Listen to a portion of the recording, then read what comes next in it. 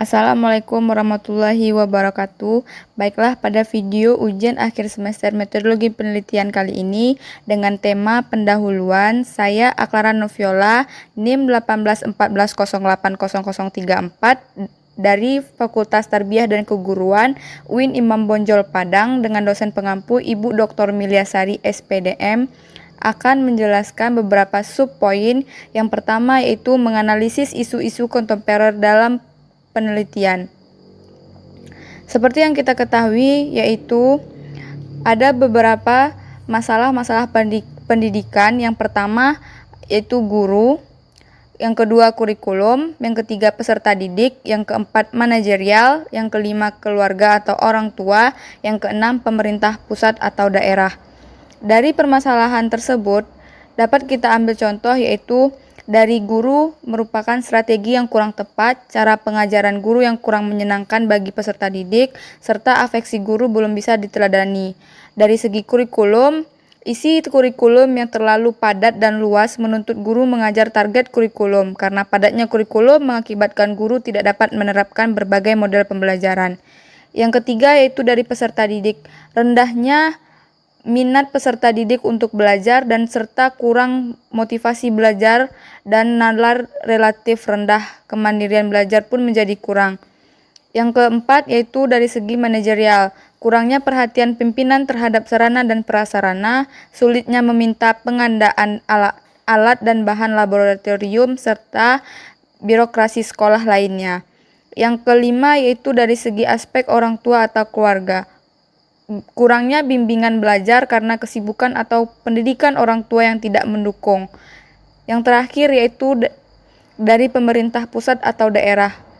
Dari pemerintah, kurangnya optimal perhatian pemerintah dalam pengadaan sarana dan fasilitas dari sekolah. Yang kedua yaitu menjabarkan kriteria pemilihan judul dan penelitian beserta contohnya. Berdasarkan pendapat Dr. Julian Syahnur, dapat disimpulkan bahwa dalam judul harus mencakup hal-hal berikut. Yang pertama, menunjukkan sifat atau jenis penelitian. Yang kedua, menunjukkan variabel utama yang merupakan objek penelitian. Yang ketiga, menunjukkan variabel yang menjadi faktor pengaruh variabel utama. Yang keempat, menunjukkan pada subjek penelitian atau unit analisisnya. Yang kelima, menunjukkan lokasi penelitian. Yang keenam, menunjukkan tahun penelitian dilaksanakan.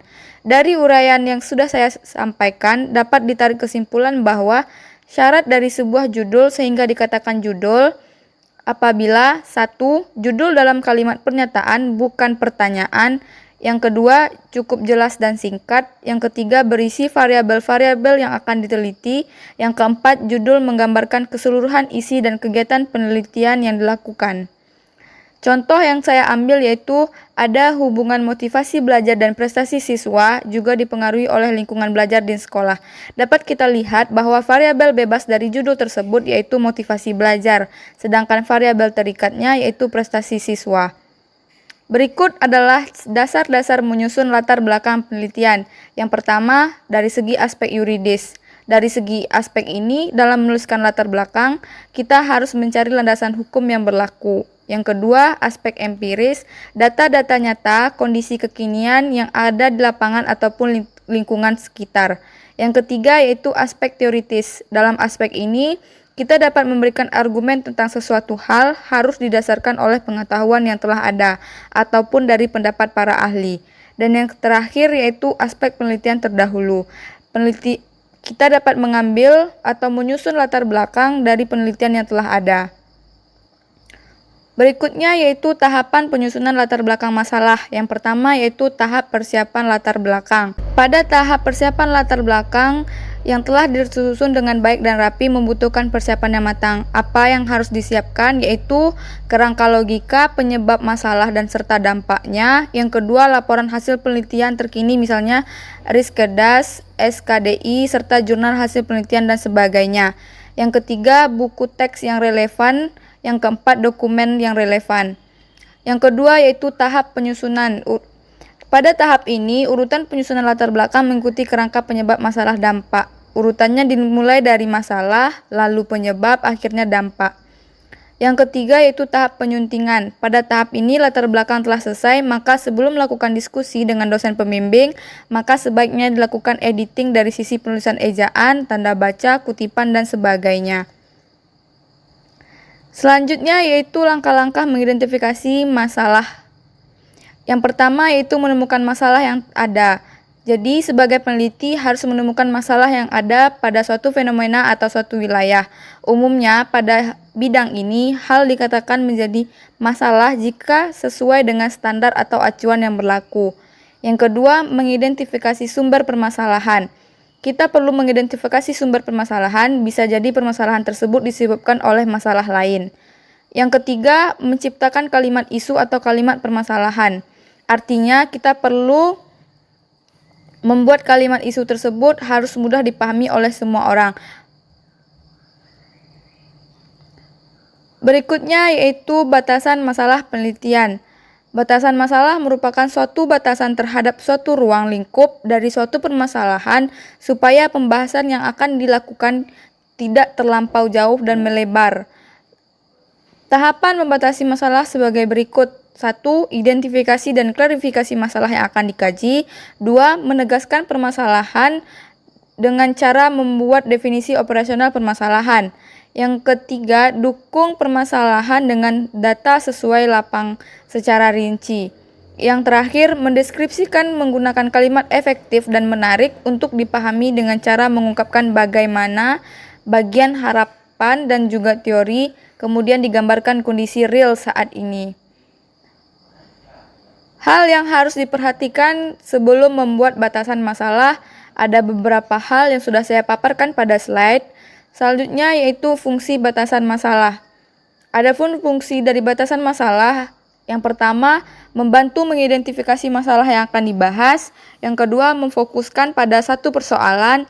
Yang ketiga, membatasi jangkauan proses yang akan dibahas. Yang keempat, membatasi jangkauan proses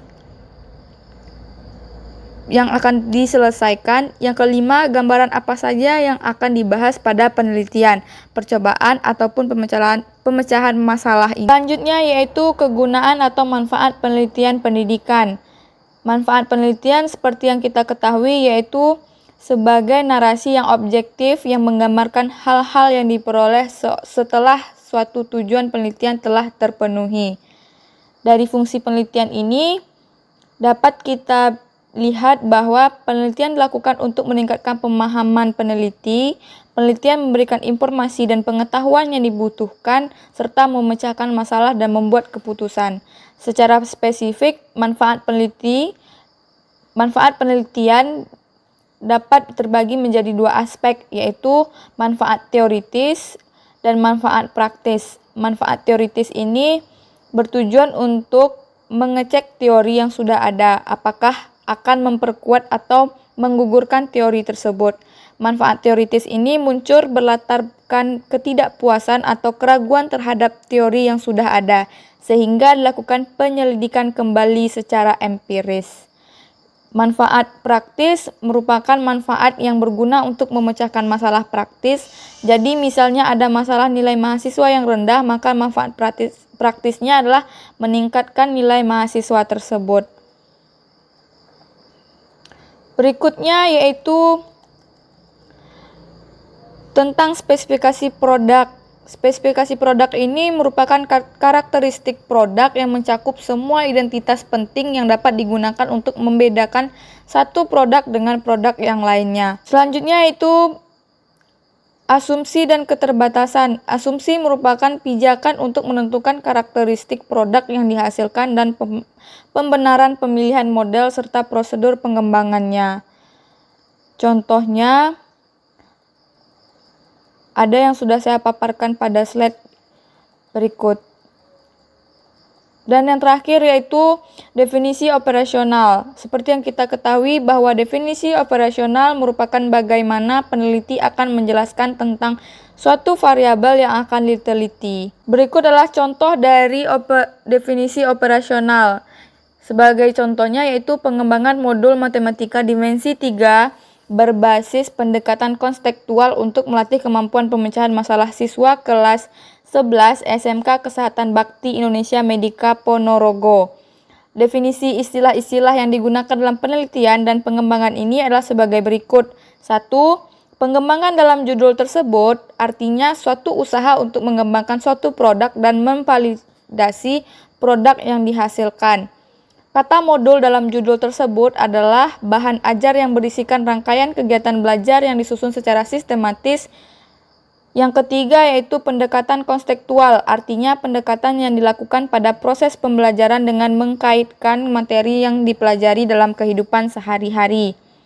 Kata pemecahan dalam judul artinya suatu daya atau kemampuan individu untuk menggunakan pengetahuan dan pemahamannya dalam menemukan solusi dari suatu masalah yang dihadapi. Kata berkualitas merupakan tingkat kelayakan atau mutu dalam penelitian ini, diutamakan kelayakan materi tersebut. Kata keefektifan merupakan tingkat ketercapaian atau keberhasilan siswa dalam mempelajari dan menggunakan modul yang telah diberikan. Sekian penyampaian dari saya. Jika ada salah, saya mohon maaf. Semoga apa yang telah saya sampaikan dapat dipahami dan dimengerti dengan baik dan benar. Sekian dari saya. Assalamualaikum warahmatullahi wabarakatuh.